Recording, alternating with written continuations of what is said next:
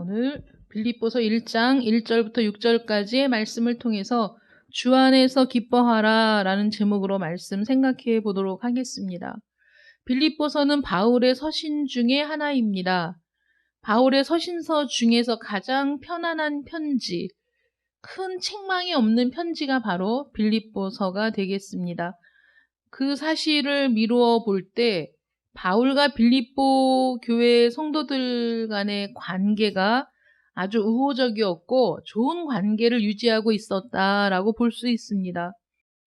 우리가 빌립보서를 지금 살펴보고자 하는 것은 이 편지가 쓰여진 지 2000년이 되었지만 2000년이 넘었지만 그 당시에 들어야 했던 빌립보 교회 성도들뿐만 아니라 우리들에게도 적용되는 말씀이기 때문에 우리가 이 말씀을 생각해 보려고 하는 겁니다.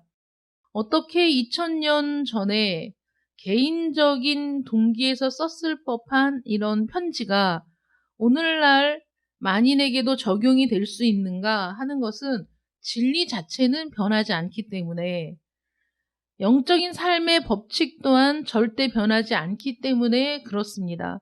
그 당시에 적용된 영적 법칙은 오늘 우리들에게도 동일하게 적용되는 영적인 법칙이기 때문이죠.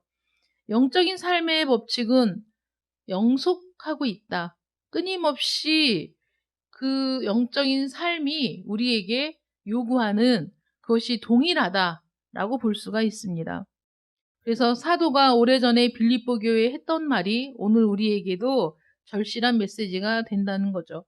빌립보서의 배경을 우리가 한번 보자면 빌립보는 유럽 최초로 예수 그리스도의 복음이 전파된 지역입니다. 사도행전 16장에 아주 자세히 나와 있는데 바울이 밤중에 환상을 보게 됩니다. 성령의 인도하심을 구하며 기도하고 있던 중에 밤에 환상을 보는데 마게도냐 사람 하나가 청년이 손짓하면서 이리로 건너와서 우리를 도와달라라고 부탁하는 환상을 보게 되죠. 그래서 바울은 그 환상을 보고 내가 복음을 전해야 할 지역이 저기로구나. 그렇게 생각을 하고 신라와 함께 마게도냐로 갑니다. 그래서 유럽으로 건너가서 빌립보에 도착을 했는데 기도할 곳을 찾던 중에 강가에 모여있던 여자들을 만났습니다. 그 성에서 이미 하나님께 기도하는 경건한 무리가 있었는데 하나님은 알고 있었고 그들이 기도는 하고 있었지만 복음이 전해지지 않은 지역이었던 거죠. 그래서 그들에게 복음을 전했을 때 하나님께서는 자색옥감 장사 루디아의 마음을 열어서 복음을 받아들이게 하셨고 루디아와 그의 가족들, 그 주변에 있던 모든 이들이 복음을 받아들이면서 거기에 빌립보 교회가 세워집니다. 그래서 마게도냐 지역으로 건너가면 배를 타고 들어가면 거기 처음부터 바울의 동상이 세워져 있습니다. 그래서 바울이 도착한 지역에도 교회가 처음 도착했던 곳에도 기념교회가 있고 또 루디아가 강가에서 염색을 했던 거기에도 또 루디아 기념교회가 있고 그래서 그 지역에는 바울의 동상들이 아주 많이 세워져 있습니다. 그래서 이들이 빌립보 교회의 주축이 되어서 끊임없이 이제 빌립보 지역을 떠나 있으면서도 그들과 왕래하고 서신을 주고받으면서 빌립보 교회 성도들이 성장할 수 있도록 관심을 갖고 있었던 거죠. 또 그 빌립보 교회에서 무슨 일이 있었느냐? 그렇게 이제 복음을 전하고 교회가 세워지고 또 함께 기도하며 사역을 하고 있는 중에, 복음을 전하는 중에 귀신 들린 한 불쌍한 소녀가 바울과 실라를 줄곧 따라다니면서 복음을 전하는 그 뒤를 따라다니면서 이 사람들은 지극히 높은 하나님의 종으로서 구원의 길을 너희에게 전하는 자라고 소리를 지르면서 따라다녔던 거죠. 이 귀신 들린 소녀가 하는 말이 틀린 말은 아니었지만 이 소녀가 귀신이 들려서 점을 치는 것으로 그 주인의 주머니를 두둑하게 해주고 있었다는 사실을 그 지역 사람들은 다 알고 있는데 바울과 실라가 복음을 전하는 곳마다 따라다니면서 그렇게 외칠 때 그것이 옳은 말이어도 도움이 되지 않았던 거죠. 시끄럽고 또 복음을 전하는데 집중하기도 어렵고. 그래서 바울이 그 소녀에게서 그 귀신을 쫓아냅니다. 그 소녀는 자유를 얻고 치유가 되었지만 그 주인들은 그 날마다 쏠쏠하게 들어오던 수입원이 끊겼기 때문에 바울과 실라를 고발하게 되는 거죠. 거기에서. 그래서 바울과 실라가 이제 감옥에 갇히게 됩니다. 그래서 빌립보 그 도시에 들어가면 바울과 실라가 갇혀 있던 감옥이 또 있습니다. 그래서 그 감옥이라는 게 우리가 지금 생각하는 것처럼 건물이 딱 번듯하게 있어가지고 쭉쭉쭉 칸이 나누어져 있어서 죄수들을 수용하는 이런 게 아니라 바위를 파내서 그 안이 공간이 되게 좁은데 거기에 이렇게 철창의 문을 이제 자물쇠로 잠궈놓고 그 안에 가두어 두었던 거죠. 그 공간이 되게 비좁습니다. 거기에서 바울과 실라가 갇혀 있었는데 이들이 복음을 전하다가 감옥에 갇혔는데 그 일을 기뻐하면서 찬송을 부르는 거죠, 밤중에. 그랬더니 감옥의 터가 막 흔들리면서 지진이 일어나면서 다 그 문이 열리고 또 이렇게 손발을 묶어두었던 착고가 다 풀려지면서 그런 놀라운 일이 일어났습니다. 간수들이 그 감옥의 문이 열려진 것을 보고 죄수들이 다 도망쳤다고 생각하고 이제 나는 큰일 났다. 이 일이 발각이 내일 아침에 이런 일이 일어났다는 게 알려지면 나는 이제 죽은 목숨이다. 그렇게 생각하고 스스로 자결하려고 하는데 바울이 그것을 만류하죠. 내 몸을 상하게 하지 말아라. 우리 아직 여기 있다. 도망가지 않았다. 라고 얘기합니다. 그 모든 상황을 보고 간수가 이것은 그냥 자연적으로 일어날 수 있는 일이 아니고 이거는 신이 개입하지 않으면 이런 일이 일어날 수 없다라는 그 두려움 때문에 바울과 실라 앞에 엎드려서 어떻게 하면 내가 구원을 받겠습니까? 라고 물어보죠. 이때 역사의 길이 남을 아주 그 귀한 말씀이 선포됩니다. 주 예수를 믿으라. 그리하면 너와 내 집이 구원을 받으리라. 그 말을 듣고 간수가 바울과 실라를 자기 집으로 모셔서 복음을 듣고 온 가족이 세례를 받아서 주 안에서 기쁨을 누리는 놀라운 일이 벌어졌습니다. 물론 그 다음날 바울과 실라는 이제 석방이 됐습니다. 이렇게 빌립보 교회가 세워지고 부흥하고 든든하게 자라가게 되었던 것이죠. 그러면 이 빌립보서를 쓸 때의 상황은 어땠는가?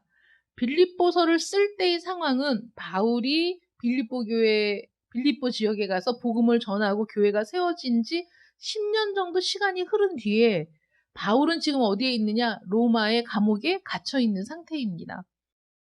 바울이 어떻게 로마까지 갔으며 얼마나 많은 우여곡절을 겪으며 로마에 가서 재판을 받게 되었는지는 사도행전에 자세히 나와 있습니다.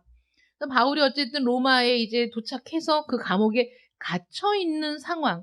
그래서 지하 감옥에 갇혀 있었습니다. 물론 손님들 면회도 할 수 있고 대화도 할 수 있고 그러긴 했지만 그래도 어쨌든 감옥의 메인 몸이었죠. 이렇게 로마에서 메인 죄수의 몸이 되어서 자신이 10년 전에 복음을 전해 세운 교회에 편지를 지금 쓰고 있는 겁니다. 빌립보 교회는 바울이 감옥에 갇혔다는 소식을 듣고 너무 마음 아파하면서 에바브로디도라는 사람 편에 바울에 쓸 것을 인편으로 보냈습니다. 에바브로디도가 가서 바울을 섬겨주고 보내온 쓸 것들을 이제 전해주고 뭐 이러고 돌아가면 좋았을 텐데 거기서 병이 걸려가지고 사경을 헤매다가 회복되어서 에바브로디도가 빌립보로 다시 돌아갈 때 바울이 그 손에 편지를 써서 보낸 거죠. 그래서 에바브로디도가 그 편지를 가지고 이제 빌립보 교회에 왔던 겁니다. 그래서 빌립보서는 모든 면에서 놀랍고 특별한 편지인데 이 빌립보서의 주제가 뭐냐? 그리스도 안에서 누리는 기쁨. 다시 말해서 주 안에서 기뻐하는 법이 되겠습니다. 그래서 빌립보서를 한마디로 얘기하자면 주 안에서 기뻐하는 법. 어떻게 주 안에서 기뻐하는 삶을 살 수 있을까? 라는 것이 주제가 되겠습니다. 바울이 계속 이 주제에 대해서 이야기를 하고 있는데 3장에서 보면 주 안에서 기뻐하라 이렇게 얘기하고 4장에서 또 다시 주 안에서 항상 기뻐하라. 내가 다시 말하노니 기뻐하라 라고 얘기합니다. 그래서 어떻게 보면 바울의 서신 중에서 그 어떤 편지보다도 예수 그리스도 복음의 능력을 뚜렷이 보여주는 편지다라고 말할 수 있겠습니다. 그래서 복음이 우리 삶에서 어떻게 역사하는가를 구체적이고 실제적으로 보여주고 있다는 거죠. 빌립보서는 복음에 대한 논리적인 설명이 아니라 실제적인 지침에 가깝다라고 볼 수가 있겠습니다. 그래서 복음이 개인의 삶에 어떻게 역사하는지, 공동체의 삶에 어떻게 역사하는지를 분명하게 보여주고 있다. 먼저 그 바울 개인의 삶을 보자면 바울은 회심하기 전에 아주 똑똑하고 유능하고 천재라고 말씀드렸었잖아요. 바울은 천재였어요. 천재였고 유능하고 그리고 모든 배경이 자신의 그 가족적인 배경이나 학문적인 배경이 그 누구보다도 월등하게 뛰어난 사람이었지만 성도들을 박해하는 사람이었죠. 그래서 성도들을 박해하러 나갈 때 바울의 모습을 위협과 살기가 등등했다라고 묘사하고 있습니다. 그래서 많은 그리스도인들이 두려워했던 사람이 바로 이 바울이었죠. 증오의 영에 사로잡혀서 그리스도인들을 다 잡아 죽여야 되겠다라고 생각했던 이 바울이 어떻게 변했습니까? 감옥에 갇혀 있지만 주 안에서 기뻐하라라고 편지를 쓸 수 있는 그 성도들을 아끼고 사랑하는 사람으로 완전히 변화된 모습을 볼 수 있는 거죠. 그러니까 바울은 항상 자신의 삶을 복음이 한 사람을 어떻게 변화시킬 수 있는가를 자신의 삶을 통해서 항상 고백해 왔어요. 그래서 우리가 전도의 모델을 바울로 삼는 경우가 많이 있어요. 어떻게 우리가 가까운 사람들에게 전도해야 되느냐? 내가 어떻게 바뀌었는지 봐라. 라고 내 삶을 증명할 수 있어야 된다는 거죠. 내가 옛날에는 이런 사람이었는데 내가 복음을 받아들이고 나는 이렇게 변화되었어. 나는 이런 사람이 되었어. 그 변화가 가장 극명한 사람 중에 하나가 누구냐? 바울이었던 거죠. 그래서 그리스도인들을 핍박하고 잡아가두고 죽이는 데에도 주저함이 없었던 위협과 살기가 등등했던 바울이 세상에 저렇게 복음을 위해 자신의 모든 것을 배설물로 여기고 그리고 심지어 매를 맞고 감옥에 갇히는 일을 주저하지 않으면서 복음을 전하는 일에 선봉으로 나섰던 사람. 더군다나 그 바울이 얼마나 온유하고 겸손한지 가는 곳마다 자신을 사도로 인정하지 않는 사람들에게 자신의 사도됨을 증명하며 자신의 삶이 변화되었음을 증명하며 그들에게 복음을 전하는 일을 끝까지 했다는 거죠. 그래서 나의 달려갈 길을 다 마친 후 내가 달려갈 길이 뭐냐? 내가 죽을 때까지 해야 될 일이 뭐냐? 나는 복음을 전하는 일이야. 라는 그 사명에 충실했던 사람. 그래서 바울은 자신의 부끄러운 과거를 성도들에게 드러내는 일에 주저함이 없었다는 겁니다. 왜냐하면 나는 이제 그 전의 사람이 아니야. 나는 달라졌어. 나는 변화됐어. 나는 다시 태어났어. 자신의 삶을 통해 자신의 모습을 통해 얼마든지 내가 변화된 사람이라는 사실을 증거할 수 있었던 거죠. 그래서 자신의 삶의 변화를 통해서 복음이 어떻게 한 개인을 변화시킬 수 있는가를 보여준 사례가 자기 자신이었다는 겁니다. 또한 공동체도 마찬가지죠. 빌립보 지역이 어느 지역이나 마찬가지였지만 로마의 지배를 받는 모든 지역에서 가장 좋은 곳에 가장 높은 곳에 항상 거대한 신전이 세워졌고 그 거대한 신전을 중심으로 번화가가 신전을 중심으로 들어서고 그래서 거기가 그 지역의 그 도시의 그 성읍의 가장 중요한 자리가 되는 그런 모든 지역들 속에서 복음이 심겨지고 복음이 전파되면서 그들의 삶이 변화되고 그들이 모여 기도하며 그들이 한 공동체를 이루면서 그들의 삶을 통해 변화된 공동체의 모습을 통해서 다른 사람들에게 복음을 증거함으로써 교회가 빌립보성 내성에도 교회가 있고 외성에도 교회가 세워지고 이러면서 그들의 복음의 사역이 확장되는 그런 모습들을 보여주었다는 겁니다. 그럼에도 불구하고 여전히 우리 삶의 문제는 사라지진 않는 거죠. 빌립보 교회 성도들이 많아지고 교회가 세워지지만 또 여전히 그들이 살고 있는 세상은 쉽지 않은 세상, 힘든 삶이 지속되는 세상일 수밖에 없었다는 겁니다. 오늘날 우리들이 겪고 있는 많은 문제들이 있죠. 지금 뭐 어떤 문제들이 있습니까? 우리는 지금 전쟁의 위협 속에 살고 있고 다른 나라에서 벌어지는 전쟁이 남의 일 같지 않은 상황. 저 전쟁이 어떤 그 세계 경제에 어떤 영향을 끼치게 될 것인가? 또 어떤 그 파장이 있을 것인가? 저 일들이 또 확대되어 더 큰 재앙이 벌어지진 않을까 하는 염려와 근심이 우리에게 있습니다. 그런 큰 걱정이 우리에게 있다면 또 작은 걱정들은 끊임없이 우리 삶에 불어닥치는 금리가 오르니 내리니 집값이 오르니 내리니 우리가 살면서 부딪히는 많은 문제들이 사실 우리를 지치고 힘들게 하는 문제들이 너무 많이 있죠. 근데 이런 것들이 한 방에 해결할 수 있는 방법이 있느냐? 그게 없는 게 문제가 아니겠습니까? 인간 세상에 있는 모든 문제들이 어떻게 한 방에 해결할 수 있는 문제가 있겠느냐. 우리 모두 마음에 탐심이 가득하여 그 탐심만 조금 자극하면 사람들이 대립하고 갈라지고 그 분열이 일어나는 일들이 너무 많이 일어나고 있지 않습니까? 지금 그 김포를 서울로 편입하느니 이런 얘기들이 막 있는데 참 안타까운 것은 서울이라는 이 지역이 애초에 이거는 1000년 전부터 여기가 서울이었어 이렇진 않잖아요. 편입이 되기도 하고 행정구역은 항상 변화되기 마련이지만 그러나 많은 사람들이 살고 있다는 사실을 생각하면 어떤 정책을 수립하는 데 있어서도 많은 자료들을 취합하고 점검하고 확인하며 그래서 그 많은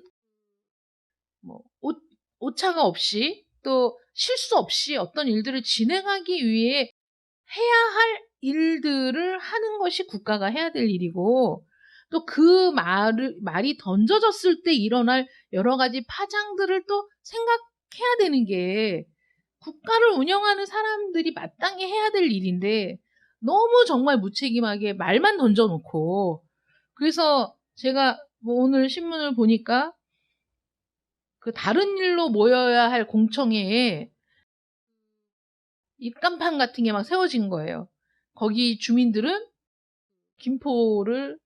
김포시를 서울시 김포구로 편입하라. 이런 게 또 주민들 사이에서 또 막 지금 불이 일어나고 있는 거죠. 우리 안에 있는 이 탐심을 건드리면 불길이 막 솟아오르는 거예요. 땅값이 오른다. 집값이 오른다. 그러면 다른 어떤 것도 눈에 보이지 않아서 거기에 매몰되고 많은 그런 일들이 벌어지는데 이렇게 했을 때 좋은 점은 뭔지, 장점은 뭔지, 단점은 뭔지, 어떤 문제가 있을 수 있는지 그런 것들을 충분히 고민하는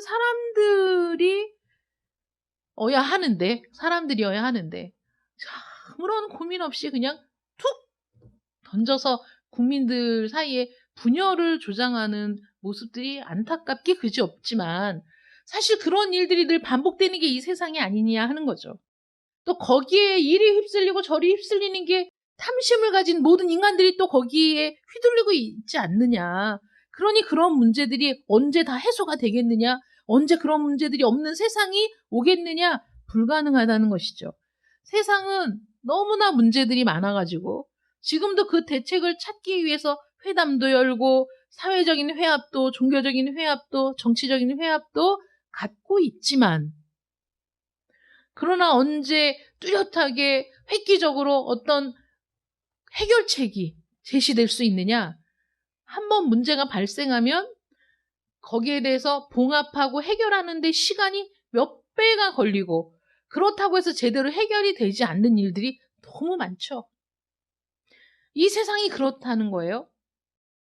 여러분들은 지금 살아가면서 여러분들은 지금 하나님을 믿고 예배를 드리는 그리스도인으로 살아가지만 그렇지 않다고 칩시다.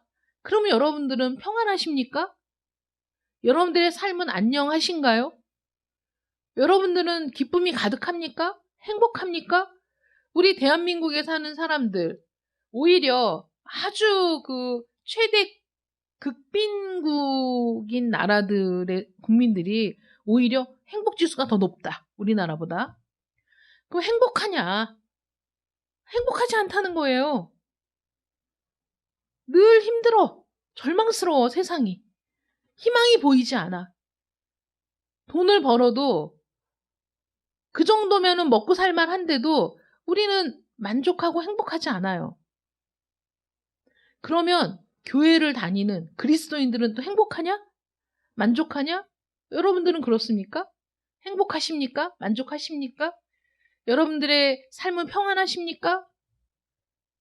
우리 마음에, 네, 우리 장로님은 아멘이래요. 아멘입니다. 물론 우리가 머리로는 그래야 된다고 알고 있지만 내 마음이 평안하지 않을 때가 많이 있지 않습니까? 그럼에도 불구하고 제가 여러분들에게 드릴 수 있는 말은 우리 기독교에서는 어떻게 얘기를 해야 되느냐. 이 사회가, 이 공동체가 조화로운 공동체, 평안한 공동체가 되기 위해서 한 개인이 평안을 누리는 삶을 살기 위해서는 그리스도의 복음의 능력이 필요하다라고 선포한다는 거죠. 성경은 그렇게 선포하고 있다는 거예요. 이 편지를 쓴 사람은 감옥에 갇힌 죄수입니다. 지금 현재 신분이. 어떤 의미에서는 모든 상황이 열악한 상황에 있죠. 그래서 내 겉옷 좀 갖다 달라. 바울이 그렇게 편지를 보낸 것도 있어요. 너무 춥다. 그러니까 그 감옥 안이 너무 추워. 내 겉옷 좀 갖다 줘. 라고 부탁할 정도로 감옥 안에서의 삶이 열악했다는 겁니다. 그런 열악한 삶, 내가 어떻게 할 수 없는 그런 상황에서도 지금 바울은 빌립보 교회 성도들에게 기뻐하라. 내가 다시 말하노니 기뻐하라. 어떻게 이렇게 쓸 수가 있지? 1장에서 자신이 어떻게 환경을 극복했는지 밝힌 다음에 내내 그 주 안에서 기뻐하라 라는 주제를 가지고 내내 반복하다가 4장의 마지막으로 어떻게 얘기하냐면 내게 능력 주시는 자 안에서 내가 모든 것을 할 수 있느니라 라고 얘기하고 있다는 거예요. 그 얘기를 지금 어디에서 하고 있는 겁니까? 감옥 안에서 하고 있다는 거죠. 내게 능력 주시는 자 안에서 내가 모든 것을 할 수 있다 라고 감옥 안에서 말하고 있는 바울의 모습을 한번 생각해 보십시오. 복음을 믿는 사람은 이런 반복을 피할 수가 없어요.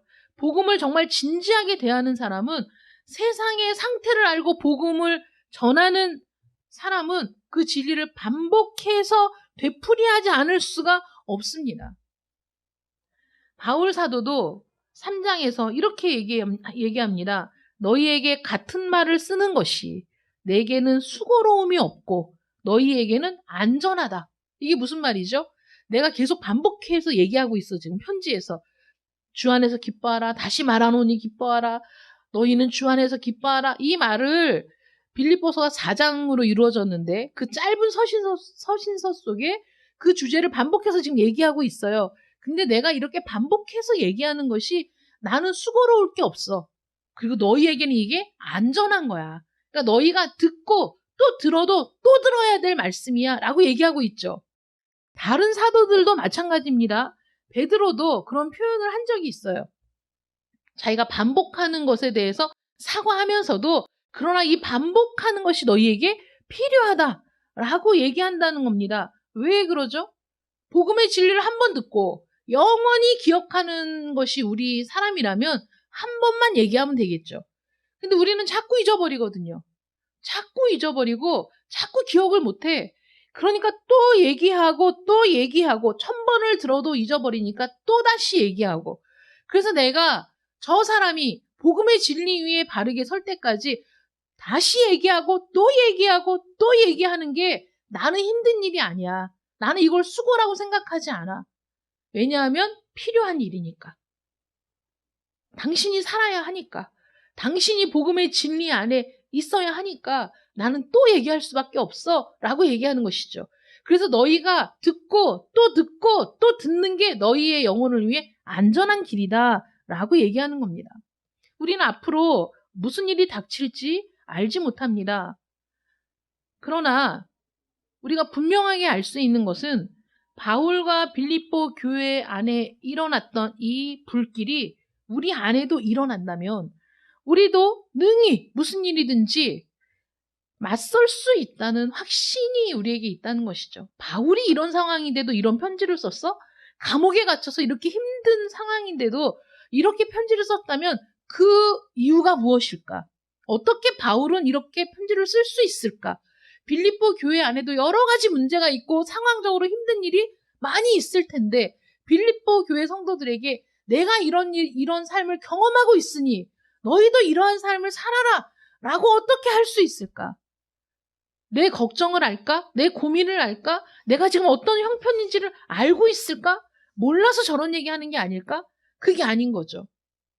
빌립보 교회 성도들이 바울이 감옥에 갇힌 것을 염려하여 에바브로디도를 보냈을 정도로 그들은 바울을 사랑했고 바울이 감옥에 갇힌 걸 지극히 염려했습니다. 그런데 그들이 지극히 염려하는 바울은 오히려 나는 지금 주 안에서 기뻐하는 삶을 살고 있어. 나는 지금 내게 능력 주시는 자 안에서 무엇이든지 가능하다는 것을 지금 체험하고 있어. 그러니까 너희도 그렇게 살아라 라고 얘기했다는 것이죠. 나는 지금 비록 감옥에 갇혀 있지만 나는 날마다 승리하는 삶을 살고 있어. 너희도 승리하는 삶을 살아라 라고 지금 권면하고 있다는 거예요.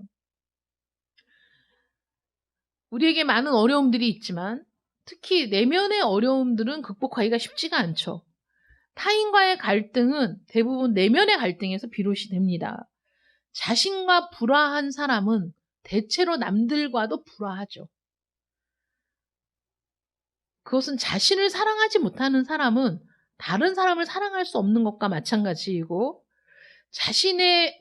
자신에게 있는 약점과 단점을 긍정적으로 보지 못하는 사람은 다른 사람의 약점과 단점도 긍정적으로 볼 수가 없습니다. 우리는 누구나 약점도 있고 단점도 있지요. 그런데 그것이 또 사람 아니겠어요? 완벽한 사람이 어디 있습니까? 그래서 우리 모두는 완벽하지 않다라고 스스로 인정하면서 내 내면과 중심의 삶이 편안하면 다른 사람에게도 그것이 그대로 나가는데 내 마음이 중심이 편안하지 않으니까 불안하니까 쉽게 화를 낸다는 거예요. 쉽게. 왜냐하면 내 마음이 지금 너무 불편해. 안정적이지가 않아. 심히 요동치고 있어. 그러니까 밖에서 조그만 자극이 와도 확 화가 나는 거죠. 용납이 안 되고. 자신도 용납이 안 되고 다른 사람도 용납이 안 되는 그런 상황이 날마다 벌어지면 외부의 상황이 어쨌든지 간에 지금 나는 지옥 같은 삶을 사는 겁니다. 늘 불안하고 쫓기고 마음이 편치 않고 이렇게 해도 편치 않고 저렇게 해도 편치 않으니까 쓸데없는 일에 마음을 쏟고 그러다 보니까 시간은 훅훅 지나가고 어느 틈에 보니까 이 나이가 되고 어느 틈에 보니 이 계절이 되었는데 내가 아무것도 한 일도 없이 그냥 시간을 이렇게 보냈다라는 자괴감에 빠지고 되풀이되는 거죠. 악순환이.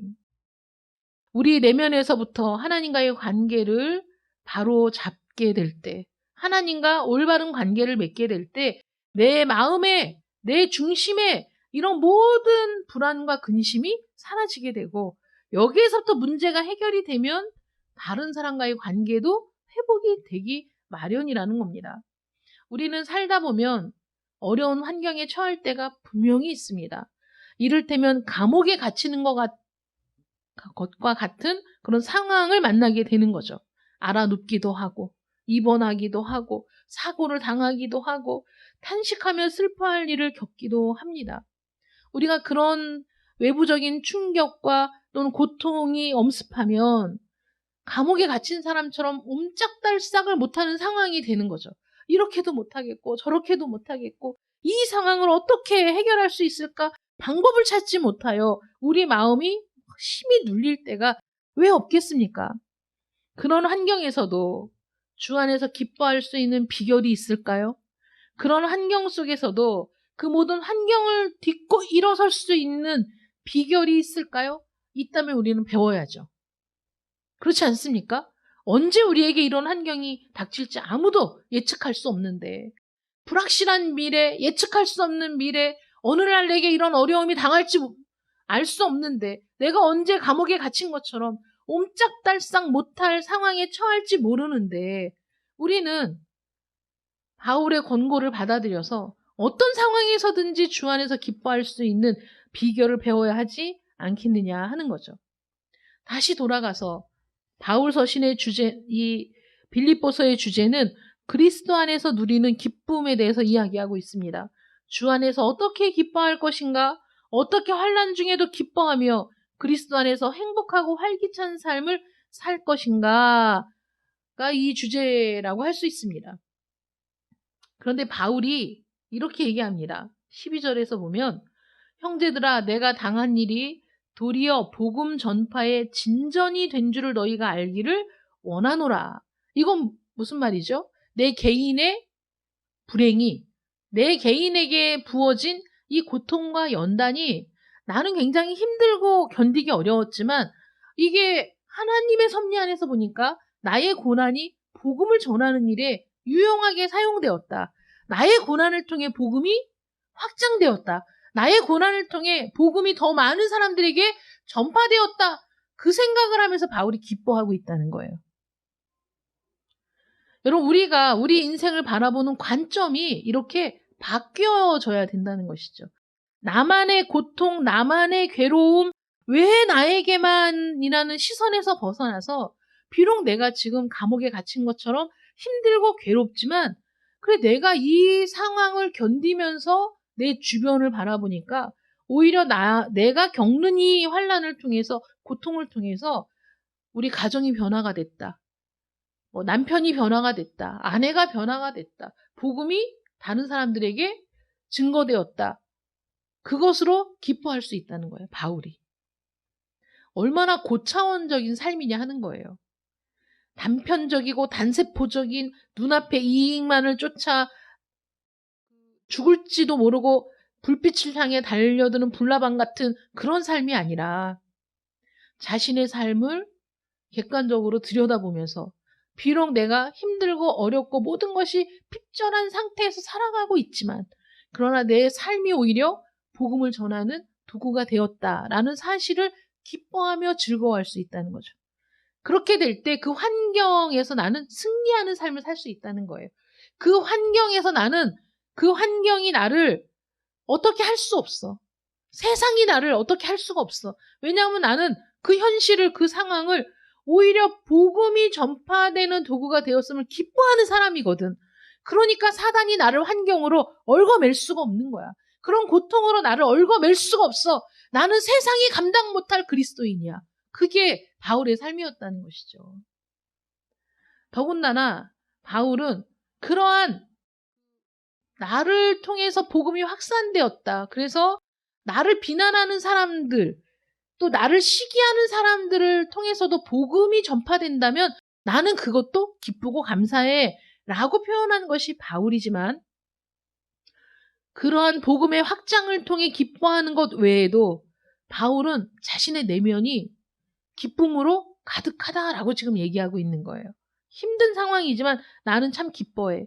아까도 말씀드렸죠? 바울과 실라가 귀신 들린 여종의 귀신을 쫓아냄으로써 치유가 일어났어요. 회복이 일어났어요. 얼마나 놀라운 일입니까? 그럼에도 불구하고 감옥에 갇히게 되었습니다.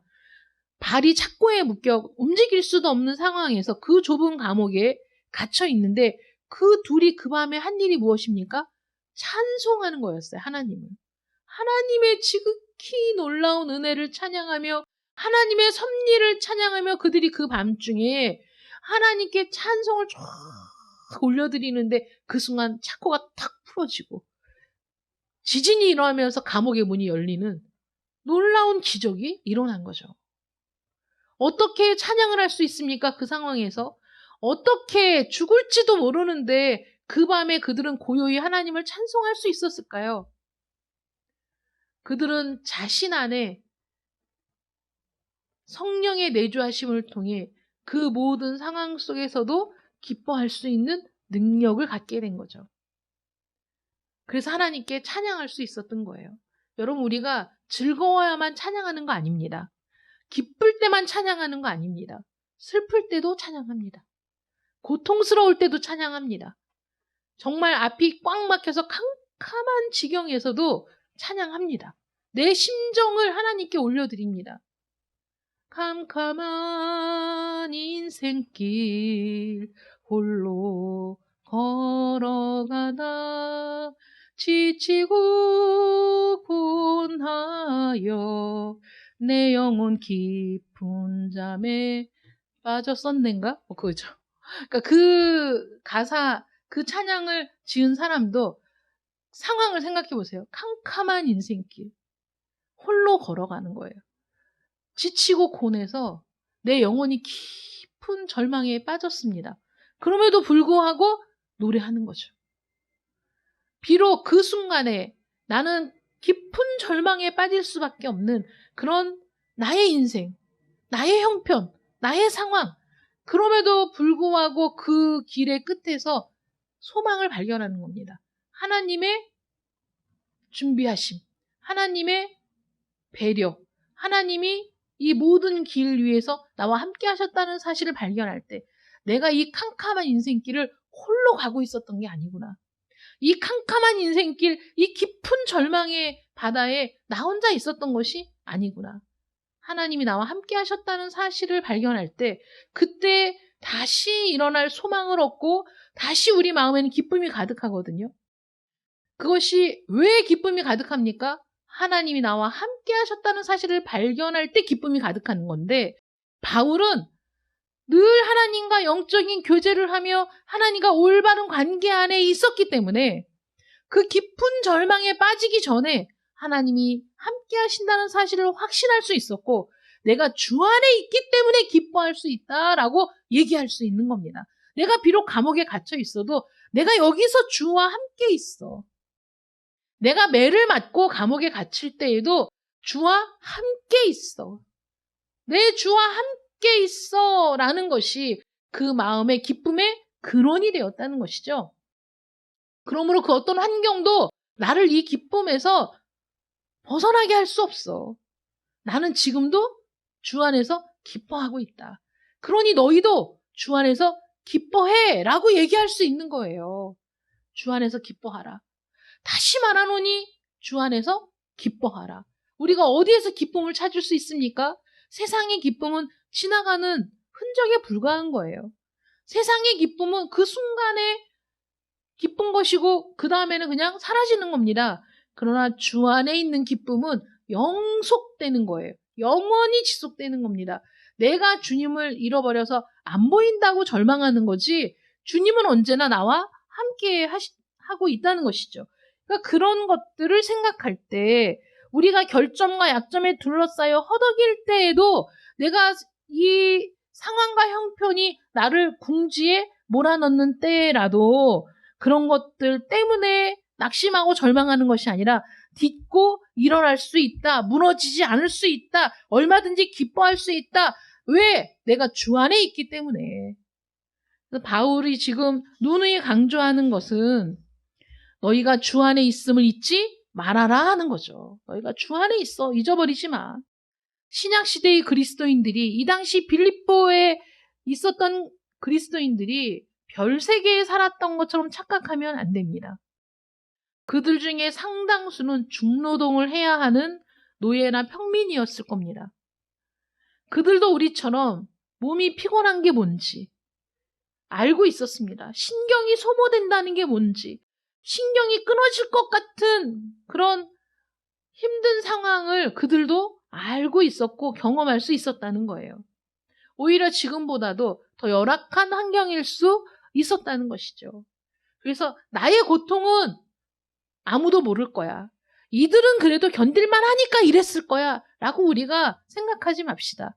이들도 우리와 마찬가지로 견딜 수 없다, 고통스럽다, 죽을 것 같다, 더 이상 길이 없다, 소망이 없다, 너무 캄캄하다, 절망스럽다 라고 느낄 수 있었던 사람들이었다. 그럼에도 불구하고 바울은 너희 속에 진리가 있음을 잊지 말아라. 너희 안에 우리 주 예수 그리스도가 있다는 것을 잊지 말아라. 너희가 주 안에 있다는 것을 잊지 말아라. 내가 너희 안에, 너희가 내 안에. 내가 주 안에, 주님이 내 안에 있는 이 사실을 너희가 잊지 말아라. 그러면 어떤 환경에서도 그리스도의 능력으로 기뻐할 수 있다. 일어날 수 있다. 라고 바울이 강조하고 있는 겁니다. 큰 시련 속에서도 승리를 누리고 기뻐하고 즐거워하는 바울이 자신의 모습을 그대로 드러내면서 나도 이런 삶을 살고 있어. 너희도 충분히 살 수 있어. 라고 기쁨과 승리를 전해주고 있는 서신. 그 서신이 바로 빌립보서이며 이 빌립보서는 영적인 삶의 법칙에 있어서 가장 중요한 게 뭐냐? 너희가 주 안에 있음을 기억하라. 주 안에 있을 때 기뻐할 수 있다라고 강조하고 있는 겁니다. 그래서 바울이 1절에서 우리가 그리스도 안에 있는 성도라는 사실을 강조하면서 그리스도 안에 있는 성도야말로 기뻐할 수 있는 기쁨의 비결이다라고 얘기하고 있습니다. 여러분들도 그리스도 안에 있습니까? 여러분 안에 그리스도가 있으며 그리스도 안에 여러분들이 있다는 사실을 잊지 마시기 바랍니다. 여러분들이 어떤 결점을 갖고 있어도 어떤 약점을 갖고 있어도 지금 형편과 사정이 어떠할지라도 앞이 보이지 않는 캄캄한 절망 가운데 있는 것 같다고 할지라도 여러분들이 주 안에 있으며 주 안에 여러분들이 있음을 기억할 때 우린 참으로 기뻐하고 즐거워할 수가 있는 겁니다. 승리하는 여러분들 되시기를 축원합니다. 기도하겠습니다. 사랑의 하나님 감사합니다. 주 안에 있음이 우리 삶의 기쁨의 비결이라는 귀한 말씀을 통해서 바울과 같이 우리도 기뻐하며 승리하는 삶을 살기를 간절히 원합니다. 바울처럼 감옥에 갇힐 때도 있고 매를 맞을 때도 있고 돌팔매질을 당할 때도 있고 정말 죽은 것과 같은 그런 고통 가운데 있을 때도 있습니다. 우리 형편과 상황이 절망스러울 때도 있습니다. 출구가 보이지 않는 고통스러운 때도 있습니다. 지금까지 살아온 모든 그리스도인들이 이런 고난과 고통과 슬픔 가운데서 승리하는 삶을 살아왔습니다. 하나님, 우리들도 그렇게 승리하는 삶을 살기를 원합니다. 우리가 주 안에 있기에 기뻐할 수 있으며 주가 우리 안에 있기에 능력이 나타날 수 있다는 사실을 잊지 말고 기뻐하며 즐거워하며 승리하는 우리 오직 예수교회 성도들 되게 하여 주시옵소서. 예수님의 이름으로 기도드립니다. 아멘.